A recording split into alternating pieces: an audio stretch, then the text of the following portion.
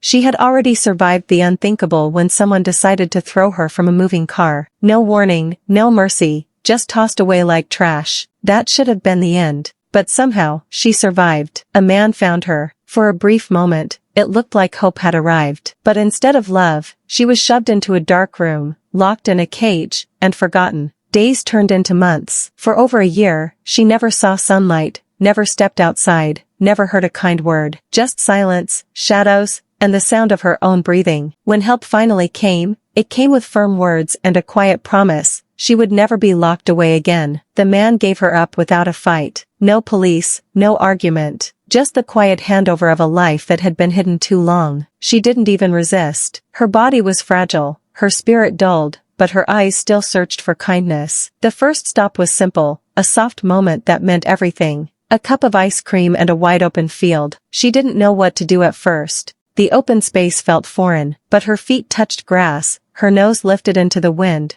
and something shifted. She began to remember what it meant to just be. It took 10 baths to wash away the filth, but the hurt went deeper than soap could reach. Still, she stood quietly through every rinse, every towel dry, as if she knew that the old life was slowly being peeled away. Something beautiful started to grow. A quiet connection formed. She didn't just find safety, she found someone who saw her. Someone who didn't flinch at her scars or shy away from her past. Someone who knew what it meant to carry pain silently. She became a service dog, not just in title, but in every beat of her heart. At the grocery store, she'd pick up fallen items and place them gently in the cart. In the mornings, she'd anchor herself, helping tired arms and heavy legs rise from bed. During walks, when the world felt unstable, she'd shift her body to balance the one beside her. Her presence brought comfort in places once filled with panic. Crowded rooms didn't feel as loud anymore. Her eyes scanned the surroundings, her body leaned in, her calm settled the storm. In summer, she ran through the desert. In winter, she left paw prints in the snow. After spending so long locked away from the world, she had fallen deeply in love with it. Every tree,